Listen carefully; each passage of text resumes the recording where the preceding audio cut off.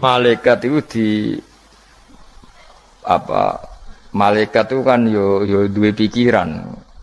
Terus iblis yo duwe pikiran. Sing padha-padha pikiran niku ya rada bener iblis. Pikirane lho ya. Tapi nurute bener malaikat. Jadi umpama agama kanut pikiran ya bener iblis. Mergo cara berpikir iblis iku Adam ku sangka lemah, aku sangka api. Berarti keren aku. Nah cara pikirane malaikat wis ora mikir mbok mulya ndi dikongkon ya manut. Jadi agama ini sanad. Agama ini seorang lagi napa? Sanad. Sakjane cara tauhid ya keberatan. Aku ana istilah Baitullah ya keberatan. Wong Baitullah maknane omahe Allah sing takok. Allah manggon wirdi ning Ka'bah. Jadi kita harus ngikuti ulama. Dikatakan Baitullah itu nama penghormatan. Sesuatu itu mulia, maka disebut Baitullah. Bukan berarti Allah nempat di situ. Mergo Allah ndak butuh napa? Tempat.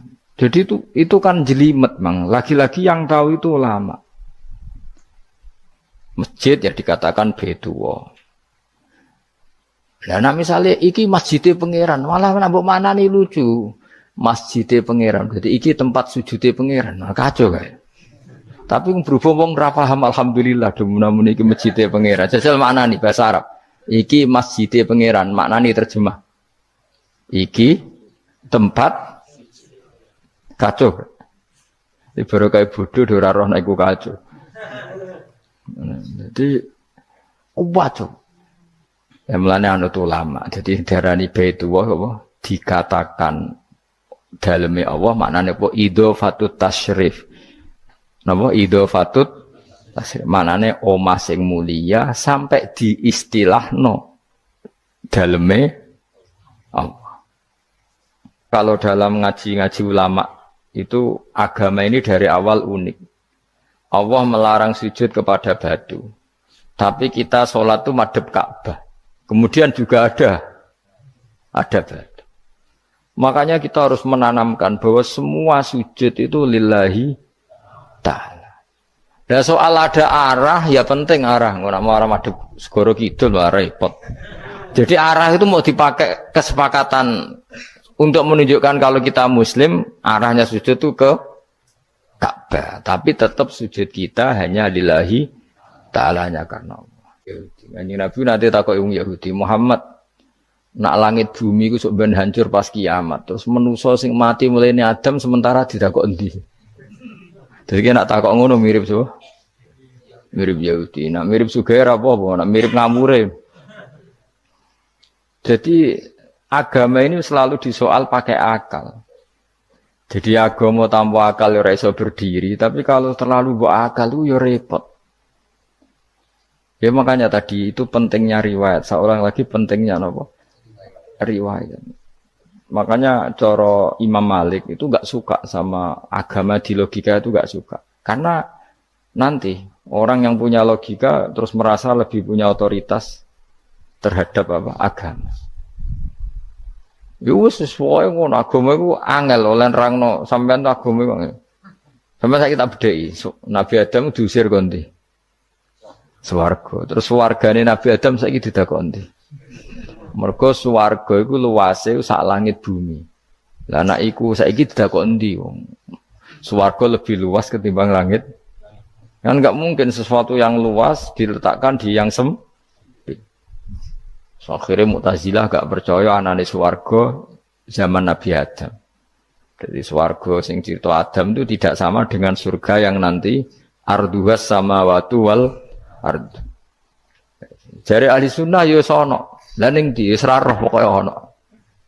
Ya itu kan sama-sama terus diterusno wong debat. Ya sudah guys. Nak cara aku wis mlebu sik kok gampang nerangno nek wis bar roh. Secara teori kan gitu, ora roh kok nerangno sak usih. Bro. Ya sudah sampean bu swarga wae lagi apa? Lagi nerangno. Pas aku nerangno kowe ra ning swarga ya wis ra ketemu. Wis kono enak nang cangkem elek ngono wis aku ben nerangno kowe ra ning kono ya wis akhire gak. Apa cocokan sampean? Aku tak nerangno swarga lah sing kono ben nerangno neraka. perkara neraka. Agama itu unik. Ya karena tadi apa ya? Dari awal agama ini di kaum yakilun, tapi akal yang berlebihan itu ya mengganggu agama. Ya sudah, makanya saya ulang lagi itu riwayat ya. Sebagian ini apa? Riwayat. Inna hadzal ilma dinun fangzuru amman ta'khuduna dinakum. Agama ini ilmu, kemudian kamu harus dari sanad yang benar, ya. Dari sanad yang apa? Dari sanad yang benar. Ya sudah seperti itu. Mana itu kulo setuju model kayak sholat sunat safar tidak harus madhep kiblat terus. Jadi agama ini sudah unik. Misalnya gini ya. Sholat fardu kan wajib kiblat, tapi ada sholat yang nggak usah madhep kiblat, yaitu sunat safar. Misalnya orang di pesawat gini-gini. Karena guling-gilingan, hakikatnya kiblat itu tidak fokus kita namun Allah Subhanahu wa Ta'ala. Jadi memang agama, tapi lagi-lagi itu butuh riwayat. Seorang lagi butuh riwayat. Kalau nggak pakai riwayat terus kau Abu Nawas kabeh. Karena tadi Amerika, saya ulang lagi Amerika, itu kalau dibor pas New York itu kena Ka'bah. Lah logikanya kalau arahnya pas itu kan bebas arah. Berarti orang Amerika oleh sholat bebas. Tidak bisa seperti itu. Ya tetap anut konsensus ulama sana atau tradisi sana. Kiblat itu ngambil arah mana? Karena dia pas. Ya bumi yang ada arah itu secara akal kan hanya rubuk 1/4. Makanya kalau kamu belajar falak itu ada rubuk. Lainnya itu sudah tidak ada arah. Misalnya bumi bulat bola. Yang sama atas dikatakan sama-sama di atas. Ya kadarnya hanya 1/4. Lainnya itu sudah dikatakan samping. Makanya seperti Denmark, itu ada daerah yang siang itu sampai 3 bulan, entah berapa siklus sekian puluh tahun. Ada yang lebih lama siangnya, sampai 18 jam. Kalau di Eropa kadang puasa itu sampai 18 jam. Ada yang selalu nggak kena matahari, kayak kutub utara, kutub selatan. Nah makanya kalau misalnya sholat itu ngikuti apa? Kalau ngikuti matahari orang kutub sholatnya hanya maghrib, isya, subuh. Gak wajib poso orang tahu ono berino misalnya. Ya tidak bisa seperti itu. Jadi kalau nuruti logika kan terus berdebat terus. Tapi kalau nuruti rasa sebagai hamba. Orang kutub butuh sujud sama Allah. Orang kutub butuh loyal sama Allah dengan memperlakukan puasa. Ya sudah, akhirnya kita harus puasa. Nah, lalu kalau ukurannya matahari, mereka tidak punya matahari. Memangnya puasa itu penyebabnya wujudnya matahari, apa penyebabnya loyalitas sama Allah Subhanahu wa Ta'ala? Loyalitas. Kalau penyebabnya matahari ya, berarti kalau nggak ada matahari, nggak usah apa? Tidak usah seperti itu cara berpikir. Makanya ngikuti ulama. Karena ulama yang tahu tradisinya Allah dan Rasul. Ya seorang lagi ulama yang tahu tradisinya Allah dan Rasul. Meskipun ya kadang saya enak dewe ulama. Mereka ya kadang ya mau kalau bolak-balik ngomong. Gak diterang nombek cangkem elek ora paham-paham. Makanya masyhur itu ada kiai di debat sama orang rodok PKI. Pak Kiai, kalau setan dari api masuk api kan biasa. Terus susahnya apa? Mau materinya dari api. Terus Kiai itu mek lemah, sawurna raine. Loro cung, nggih sakit. Jare wong kok lemah, kena lemah kok loro. Karena serak kena diterangno. Manusia materinya kan dari tanah, berarti kena dipendem urip-uripan. Piye ya? Ya loro ya, lha ya jare kok lemah kok dipendem ning lemah kok. Karena dijelaskan pakai lisan yang baik, gak paham-paham. Sebenarnya kita ini ingin selalu baik, tapi ada orang-orang diterangkan cara baik-baik itu. Paham. Kayak misalnya ana wong kondo, Gus kula niku bojo kula cerewet ngene-ngene, apike kula pegat dicereweti bojo mbek diarani duda iku lara ndi? Oh lara diarani duda isen. Kue payu rabi dicereweti, ambek ra payu rabi jomblo, sakit mana? Sakit distatuskan jomblo. Malah kena dicereweti sabar prestasi baru. Mesti Wong ku diwolak-walik. Lan jar wis kula tak malan kula seneng mbek Imam Syafi'i. Kowe dirasani wong ning ngarepmu, diomongi, ambek dirasani seneng ndi? Seneng dirasani cara kowe. Jare Imam Syafi'i buktike wibawa, buktine ngomong ning ngarepmu ra wani. Jadi Imam Syafi'i itu rileks urip. Ya Aba Abdillah, orang yang tadi muji-muji jenengan tuh kalau di luar maki-maki jenengan. Jadi alhamdulillah. Kok bisa itu kan bukan pengkhianatan. Berarti saya wibawa. Di depan saya enggak berani itu. Wong iku sowan Imam Syafi'i ya cium tangan ya hormat. Tapi setelah di luar menghujat. Singkat cerita dilaporkan ke Imam Syafi'i. Orang yang tadi nyium tangannya jenengan itu di luar ngerasani jenengan. Jadi Imam Syafi'i alhamdulillah berarti aku wibawa. Mendengar kurawani. Ya dianggap enteng saja. Terus ada orang misoi Ja'far Shadiq. Ja'far Shadiq itu Sayyid putune Nabi, orangnya soleh alim, gurunya Abu Hanifah. Di antaranya gurunya Abu Hanifah itu Sayyid Ja'far Shadiq. Itu kalau dihujat orang diomongin ini. Dimaki-maki. Sampai ke rumah. Pas mau masuk rumah, kamu masih ingin maki-maki saya? Iya. Tak tunggu sampai selesai. Setelah selesai, sudah, sampun, sudah. Masih emosi orang, sudah. Kamu misoi saya berdasar apa yang kamu ketahui. Yang tidak kamu ketahui lebih banyak. Maka saya tunggu. Izin sampai. Terus ketika ditanya, kenapa engkau sabar ketika jenengan saya pisui? Orang ini akhirnya tobat, mencium tangannya, mencium lututnya. Jawab saya Ja'far Shadiq ini. Aturahu tu'sokurhan, aturahu yu'sokurhan. Kowe ora ngrafaham kalimat itu, tapi tak terangkan ben dadi wali. Kowe roh pangeran. Ya tahu. Sing durakani pangeran tuh banyak enggak? Yang maksiati pangeran tuh banyak enggak? Ya banyak. Lah yo pangeran sing di langit bumi wae dimaksiati, apa meneh terima aku. Akhirnya terus jadi orang-orang soleh itu cara berpikir itu di luar kapasitas kamu. Apa ya? Mereka itu hanya Allah, taunya itu hanya Allah. Aku kan enggak egois, harga diri. Mana ada agama berdasar harga diri itu kalau dalam bahasa Arab disebut hamiyat al-jahiliyah itu gengsi nopo? Jahili. Makanya ketika saya berkali-kali cerita itu, ada seorang ulama dipanggil tetangganya, nom. Setelah sampai situ, sudah kembali saya tidak butuh kamu. Setelah sampai rumah dipanggil lagi, sudah kembali lagi sampai 3 kali. Ulamanya tetap ceria, tetap nyaman. Ketika ditanya, kenapa engkau tetap nyaman? Wahai pemuda, kamu itu tetangga saya. Kata Allah dan Rasul, nak kue iman be Allah Rasul, kon ngapi itu tangga, kon ngundang aku ya teko. Ya seneng nuruti perintahnya. Ketika kamu nyuruh saya kembali, ya saya kembali. Memang itu keinginan kamu. Kue tanggaku, aku kon nurut mbek tonggo. Aku ora urusane mbek kue. Aku mau nyaman mbek perintahe. Oh, nangis pemuda tadi itu tobat. Kalau kamu kan warga diri, orang kok dipimpong. Nek gak bakat wali blas. Jadi orang dulu itu nyaman. Karena pikirannya namun Allah Subhanahu wa ta'ala. Umar bin Abdul Aziz itu termasuk khalifah paling soleh setelah periode sahabat.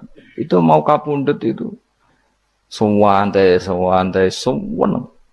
Ketika keluarganya menangis, kenapa kamu menangisi saya? Ya karena engkau mau mati. Memangnya kalau mati mau kemana aja? Ila khairi madhubin ilaih, ke zat terbaik. Terus aku mbok kon urip awar kowe gak jelas iso ngrumat aku ta ora. Nah Allah malah jelas. Saiki apik ndi urip mbek wong ora jelas sampai sing jelas. Ya wis kapundhut. Kowe kan gak mati ku wedi. Dosane akeh. Lah mungkin nek urip terus ora dosa apa to ngene. Gaya tok asline. Dosa kula cek kathah Gus kok mati terus. Ya malah apik mati biar dosa meneh. Biasa wae nek mati biasa karena potensinya kamu urip suwi iku dosane apa taat meneh. Ya jawab. Potensine. Dosa meneh apa taat meneh? Apa ya dosa ya taat. Terus pas mati pas taat atau pas dosa? Ya ora usah ngono biasa ya. Ape mati ae matur pangeran Gusti nak saene mati nggih. Mati mawon nak saene urip nggih. Urip mawon Gusti semua anut jenengan wis. Zaman kula urip sing ngrumat nggih jenengan mungkin sampean mati sing ngelola nggih napa? Jenengan pun donya sing ngurusi jenengan. Kan sebenarnya kalau kita berpikir gitu kan nyaman. Zaman kamu hidup yang mengendalikan jantung, paru-paru, oksigen juga Allah. Dan kamu enggak tahu caranya, tahu-tahu hidup. Tapi setelah mati dikubur kamu iskal. Lalu sistem pernafasan saya gimana setelah saya mati? Memangnya zaman yang dunia kowe roh. Oh karena ada oksigen. Nah, terus oksigen wujudnya karena apa kowe ya ora roh. Oksigen dari zat gini lah zat iku kok sapa ya ora roh. Mau gaya tok ngomong mau tetep akhirnya ora roh. Lan kadang kula gawok mbek wong goblok wis ora roh kabeh dari awal semua alam semoga iku gak usah nerang. Nah, artinya gini, kalau zaman di dunia kamu tidak bisa mengelola diri kamu sendiri, juga sama setelah mati tidak bisa mengelola diri kamu sendiri. Semua itu al-amru biyadil, semua itu dalam kekuasaan Allah Subhanahu wa ta'ala. Ya sudah, alaihi tawakkaltu wa ilaihi unib. Ya sudah, kita pasrah saja dan kita hanya kembali kepada Allah Subhanahu wa ta'ala. Ya sudah, itu agama. Tapi nak bawa logika pakai akal. Wah itu orang mati itu sudah nggak bisa apa-apa, sudah jadi tanah gini-gini. Ya, masalah catekar rak yang ngerti, nek jadi tanah itu tidak bisa apa-apa. Tapi masalahnya kita ini dikendalikan oleh zat yang bisa mengelola semua. Yaitu Nabi Adam diciptakan juga dari tanah. Ya sudah hanya berdasar riwayat itu yang kita akhirnya meyakini setelah kita mati juga bisa hidup lagi. Iki rasa kuwatir, iblis itu ya dhaif, iblis ya lemah. Nyatane ya kowe tetep ngaji jalalan.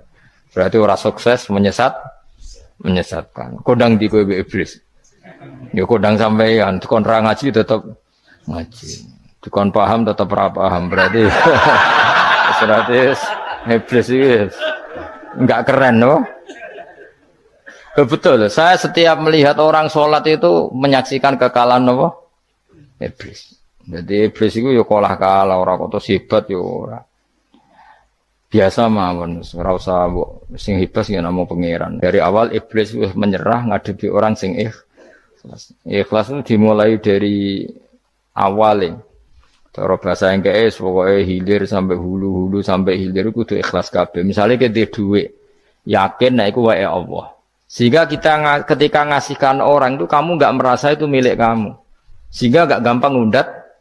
Selagi itu kamu benar keduanya awalnya salah itu masih mungkin tidak ikhlas. Uang ini milik saya, tak kasihkan kamu dengan ikhlas. Kalimat milik saya ini menjadikan suatu saat kamu jadi undat-undat karena milik saya. Tapi kalau ikhlasnya dari depan, uang ini milik Allah, ilmunya bahak milik Allah. Terus tak kasihkan kamu juga hambanya. Dari awal kan merasa saya tidak punya apa-apa. Tapi selagi saya ikhlasnya hanya separuh. Ilmu saya tak kasihkan kamu karena Allah, berarti masih potensi enggak ikhlas ya. Jadi kalau ngelatih ikhlas itu harus dua-duanya. Kamu punya uang milik Allah, punya ilmu milik Allah, punya jabatan milik Allah, kemudian kamu kasihkan sesuai perintah Allah, itu lebih mudah ikhlas karena la haula wala quwata illa billah. Selagi masih separuh saja salah, itu potensi berikutnya juga ikut salah. Misalnya aku ngurmat yatim kok ikhlas, duitku tak kena. Kata duitku itu menjadikan suatu saat. Dulu tak rumat, saiki jebule lali aku.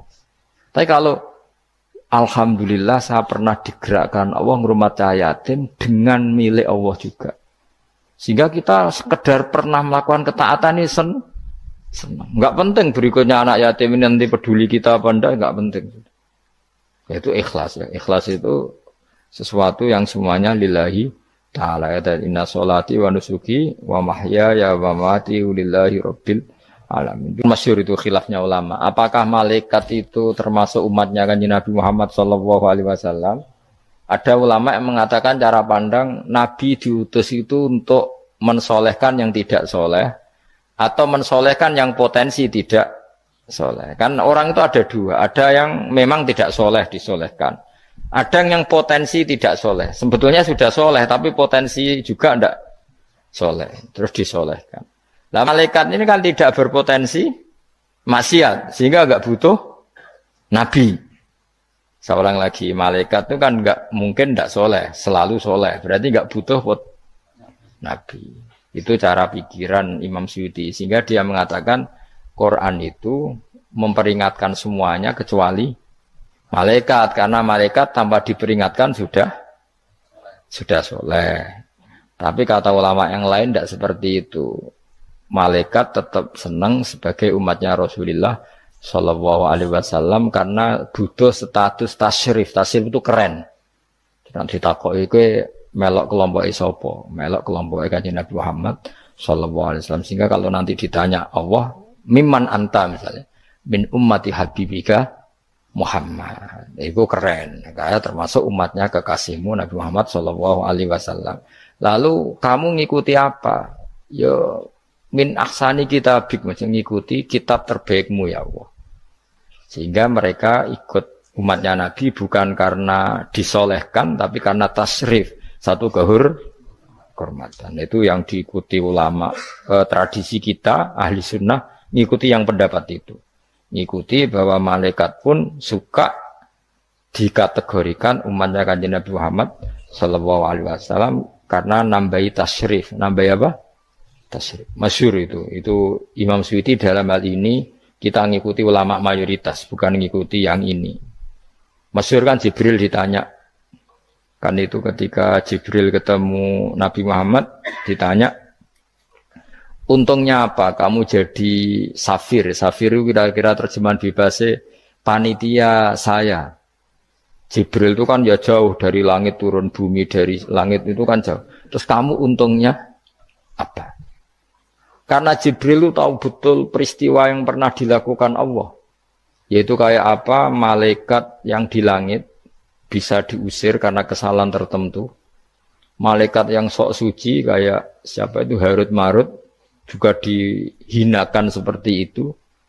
Dan Jibril tahu betul Allah itu yaf'alu ma yasha. Jadi yang sekarang malaikat bisa saja jadi pokoknya tahu betul Allah bisa melakukan apa saja. Karena Jibril tahu betul Allah, karena dia ketua malaikat. Kan kita tahu misalnya ada sejarah siapa? Harut Marut, dari malaikat menjadi hina seperti itu. Terus Jibril akhirnya tanya, ya sudah, Jibril punya apa? Terus ditanya Nabi, kamu untungnya apa setelah jadi safir saya, jadi panitia yang ngurusi wahyu.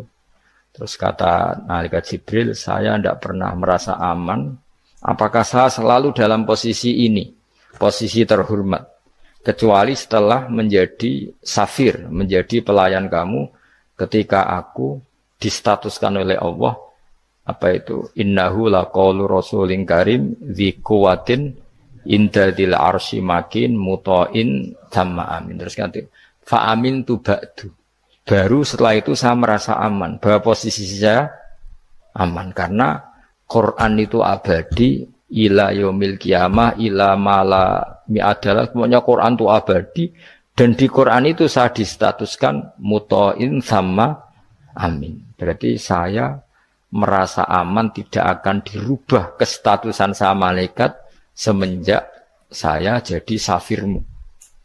Intinya Jibril juga mendapat kehormatan karena ngitmai Quran.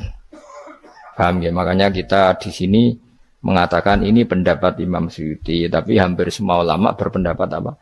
Malaikat pun ikut mendapat berkahnya Kanjeng Nabi Muhammad Shallallahu Alaihi Wasallam. Jenenge apa? Berkah tasrif, apa berkah apa?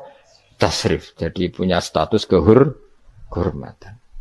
Nah, yang dikatakan Imam Suyuti itu murni logika. Murni logika tadi, yang namanya Quran itu memberi peringatan supaya enggak soleh menjadi soleh, dan malaikat tidak butuh itu karena sudah selalu soleh ya. Jadi itu logika saja, tapi kita berkeyakinan malaikat pun butuh, tapi untuk kehormatan.